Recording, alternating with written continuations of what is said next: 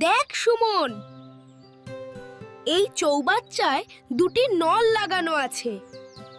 হ্যাঁ, একটা দিয়ে জল ঢোকে, আরেকটা দিয়ে বের হয়।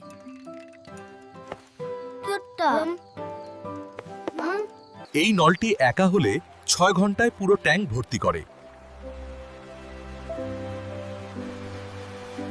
কিন্তু এই নলটি 12 ঘন্টায় পুরো ট্যাঙ্ক খালি করে।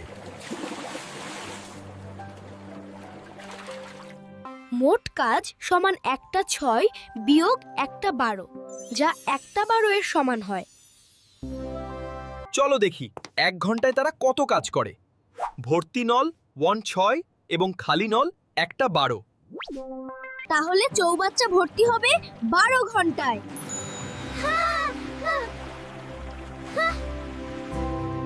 বাহ,